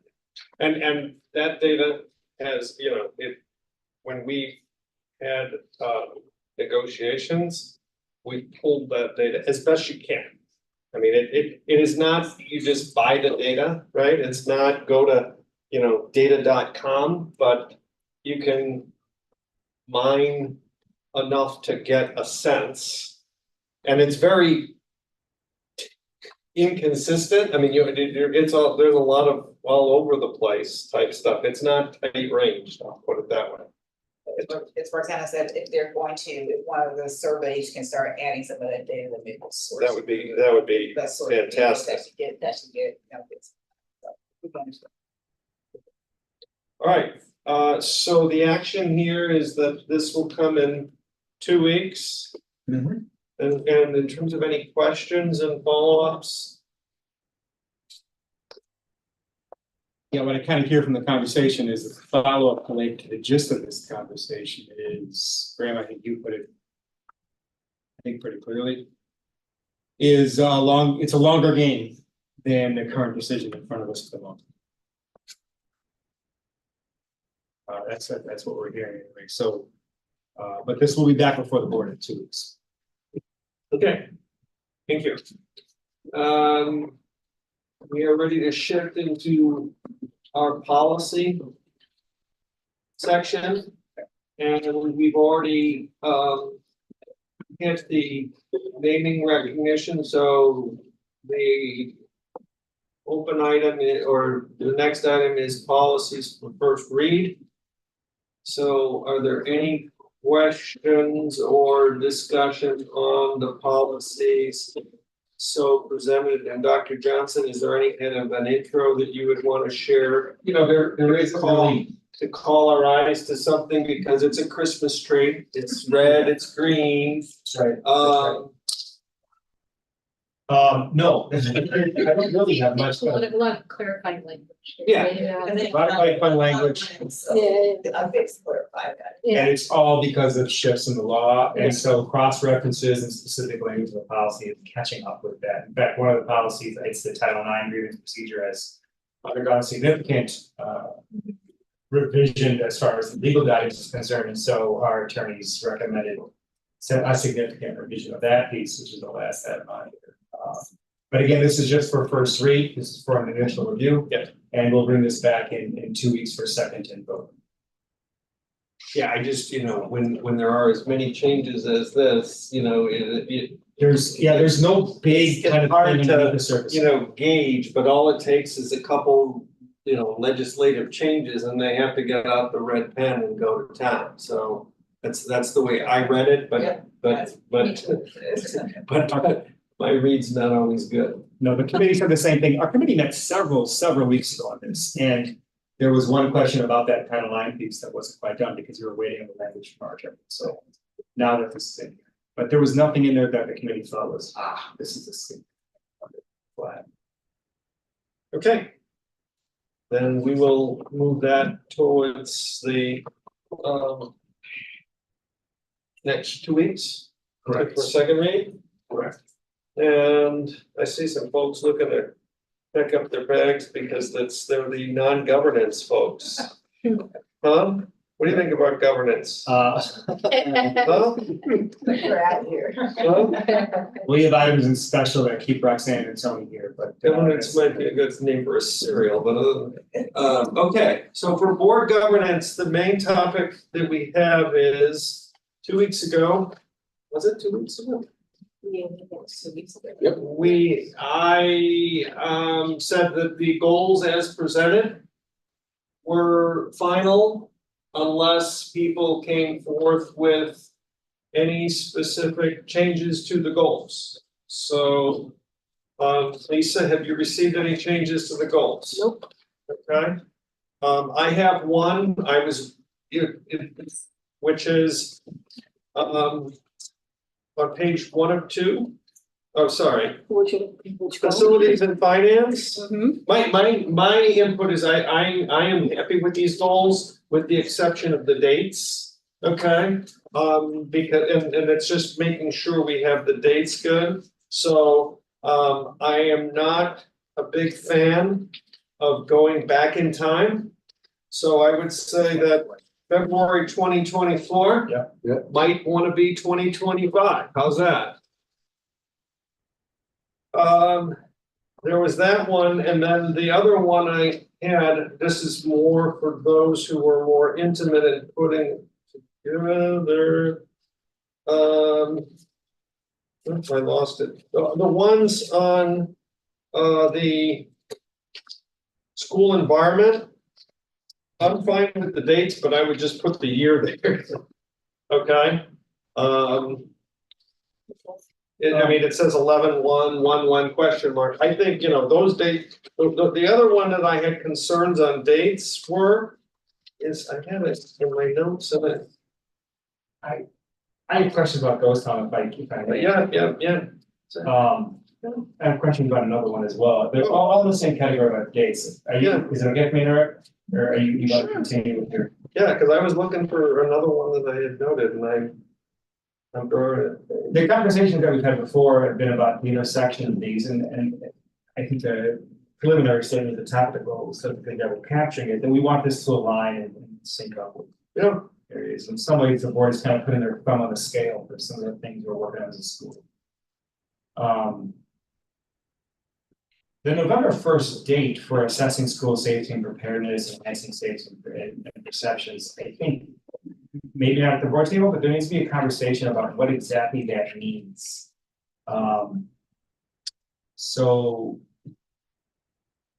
it says overseeing an ongoing review of school safety and commitment to expediently implementing new improvements according to identified best practices. We had a safety presentation at Community Council this last week, and we really got a chance to see what Kristen did as an author there, and we're excited to see this. However, if we're looking at, as it's strictly written here, a assessment of some sort completed by November 1st of this school year, I think we're setting ourselves up for a goal that's not going to be hit. To be clear about that. And there's a lot of good work going on there. I just don't know that that's realistic. And I feel a little bit similarly about the and we can gather the data. I'm going back to the Tom's goal as well now too. The first one, we can gather the data by the timeline. And if that's the extent of the ask of the administration for the specific objectives, then that's clear. But the date was October 31. Yeah, actually, one of the things there, October 31 is really for just getting the strategy finalized. Thank you. And I'm actually gonna, and that was like based on the fact that we've been doing it already, I'm gonna push it out just a little bit, I'll give you an update. But the other thing I forgot to put in there, that for the progress, I wanna measure the year from when we get the strategy in place. I need to add a date about we'll measure the progress by seeing this change by a year from now, right? So there's, that's right. and then the other one about pulling, the other piece about, was just like assigning people to support you on committees. I think we can do that, by the end of the month. Yeah, you've answered the question perfectly. Yeah, okay. I get it. And you're on the communications goal? Yeah. That was the other one, and I don't know why it's right here. Yeah. I kept flipping by it, and that's the one, I mean, yes, because we have dates that are basically, we're right up against. Right, and I was thinking we'd be down a little bit earlier. so Yeah. Push it out, but we can have the strategy down the month. Yeah, I think we just need to kind of just Make sure you're something. set ourselves okay for the start, those two dates, so that was the other thing. So that's my input, other than that, I'm good. Yeah, and Lisa, I'll send you an update with the dates on the communications goal, you're afraid, I'll send it out. Okay, I also need to know what template you guys are using, because you have a different I just one. question me, you can do whatever one I need. I think you're saying. No, consistency matters, I agree. Lisa. Yeah, I agree as well. If we're going for clarity, I love the way the calendar looks. Which one? The communication, but that's a little tongue in cheek. It doesn't matter to me what it looks like. You like the orange and the. Right, so there's a branding. It's element just to that. something about the branding. We have to. That's right. The only thing I want for colors are red, yellow, and green, so I'm. That's what. Excel sheet. Yeah. So, any other comments?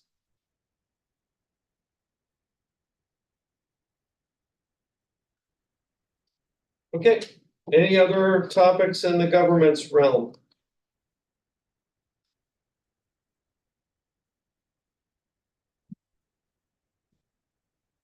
I guess I had a question. And I don't know, Marion, if you know the answer, it's governance as it relates to IGov and any candidate forms and. I do know the answer. The answer is that I think IGov had a communications breakdown, is essentially what happened. So I figured we would review it at the next meeting, but. Okay. At the next meeting, which is in 2 weeks, week and a half. So Yeah. it's not this Saturday. But we're But getting, no, so I suspect it's not gonna happen. I had blocked up the time, but yeah, I mean, it's. I could give you the long thing, but it's essentially. Christmas trees after Christmas. My takeaway actually from it is that I think IGov needs to work a little bit on its communications procedures among the IGov members, Okay. because it's it's unclear, like, who are you supposed to email, who gets to approve and sign off on things. And we were kind of with our staff person being out of town, everything kind of got dropped and nobody was in charge of picking it up again. Yeah, and actually I do have it in my calendar for Saturday, although I've not seen anything yet, so. Wait, this Sunday? Yeah, I have my, as I wrong, I will my days, I have it in my calendar as well. That's interesting. We should- Well, okay, so you've answered my question. it sounds like there's not gonna be a governance Well, event. We'll discuss it at the next Yeah. meeting, but it is kind of late. you It's know? late, I mean, So- it's petition time and all that, so you're. I mean, that's a library board only takes like signatures, so, you know, I did my petitions like the week before they were due, so. Okay. I mean, so. All right, it's not necessarily let's then, that concludes our segment on governance.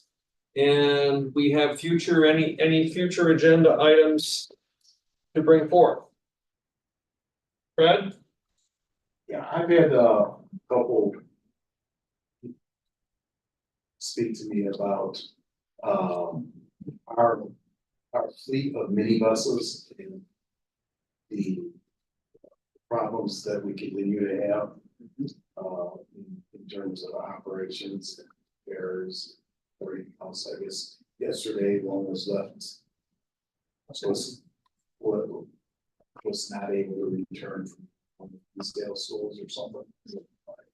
Yeah, I believe that was a cross-country competition, if I have my information correct. Tom, you want to speak to that? I mean, So they I want to be clear. Ran home. They ran home. Yeah.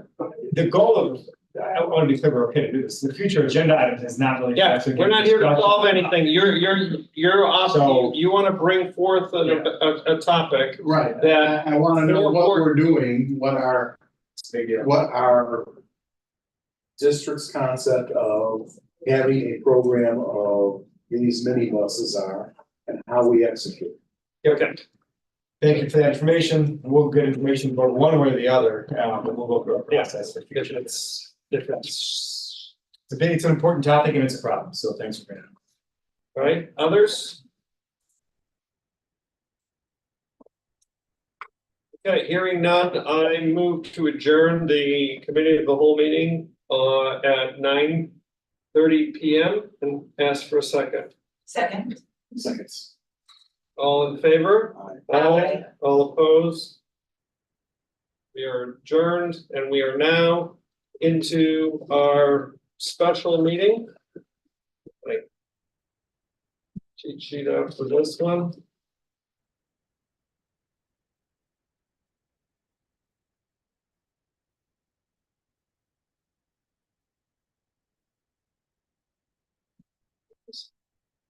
So, Good morning in there.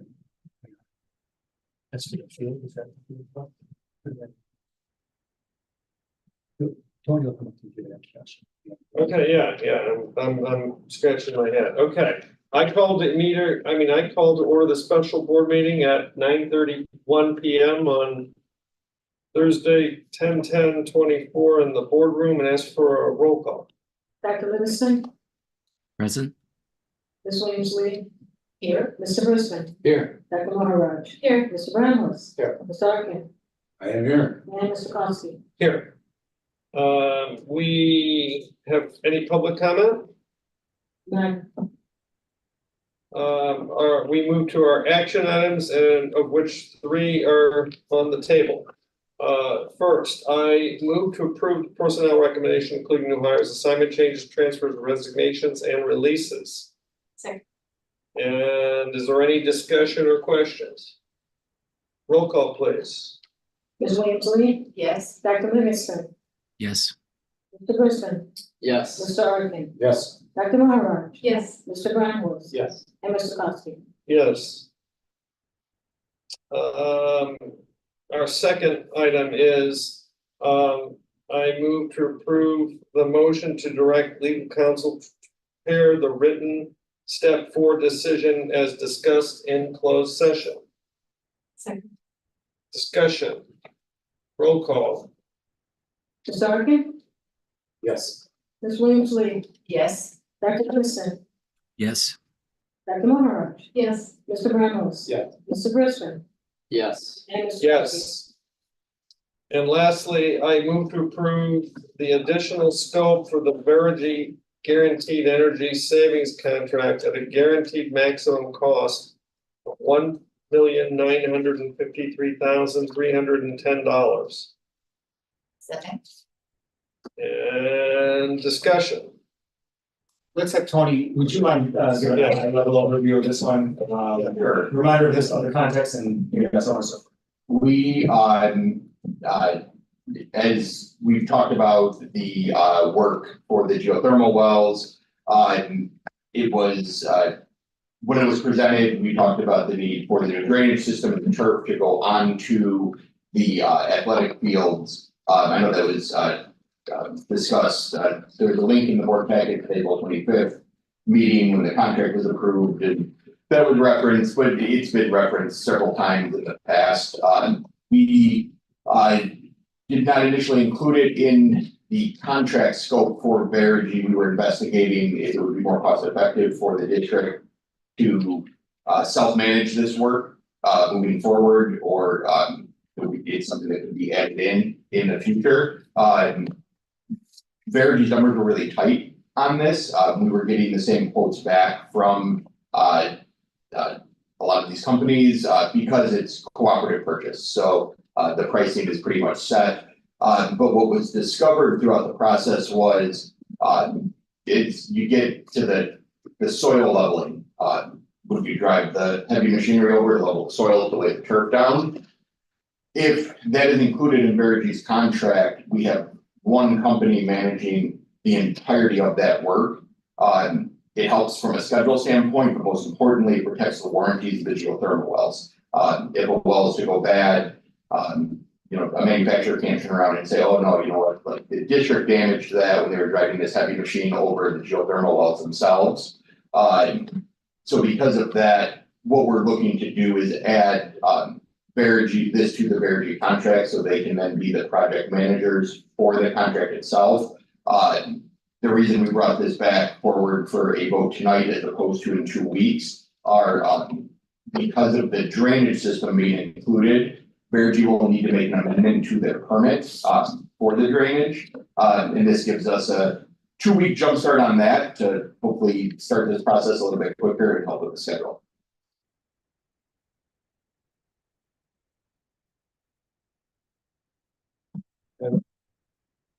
Just so I'm clear on this, this is the part of the contract or the work that's gonna be done is basically after we dig the wells, is replacing the turf.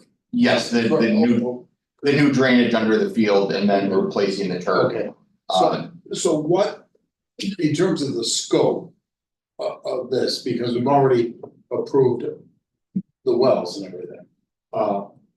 In terms of the scope, what is the difference between this and then we really are accelerating the replacement of the field by a year or two, right? Yeah, so initially, like, we were not gonna do geothermal, the football field warranty would have been up in 27. Right.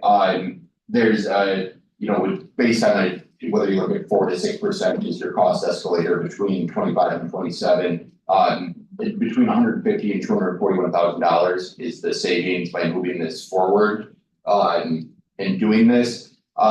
It's not a new scope to the project itself. We've always known once the wells are drilled, we have to put the turf back on the field. I'm asking about the difference in scope of what we would have done in 2027 versus what we have to do now. Yeah. Because we're digging the wells. Yeah. So if we were doing this in 27, we'd be looking at paying in the neighborhood of $2.11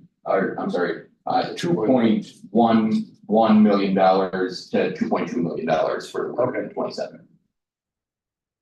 Yeah. So-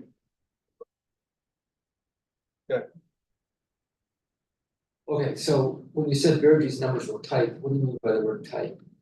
When we called like when Jeff and Kurt talked to the turf manufacturer and installer and the drainage companies, we were getting the same numbers they were getting back, which tells us that they are holding very true to the pricing in the cooperative. All right, so originally the thinking was if we self-manage the work, it'll be comparable. Now it seems to make sense to give to Verigy, but am I safe in assuming that the cost of this had already been baked into the budget somewhere? Yes, we've had this knowing this would be a 25-26 expense in future projections. It won't hit this year's budget. It's just the assignment of the work instead of it being, say, a district project along with Gilbane to manage. It'll be Verigy as part of their contract. But it does reside in your forecasted budgets. And as I guess, I didn't get that, okay? That's the part that would be helpful, right? And maybe I missed it. No, that's why I asked the question. I mean, is this, we had an original geothermal plan that had all these pieces to it, right? And so I'm just trying to understand, how this fits into it. So it's just a shifting of dollars, right? Yeah, and I shouldn't even say a shifting of dollars. We're assigning the work from one company to another. But that context would be helpful to understand, is it impacting our overall costs for the geothermal project? Is it impacting our overall 5-year plan? Because it's portrayed as an island and it's not, it's more complex. So that's the piece I wasn't sure of. As I choked on a $1.9 million hamburger. Surprise. Okay. Surprise hamburger. It didn't taste good. Yeah, but it's not. But it would have been a $2.1 million hamburger.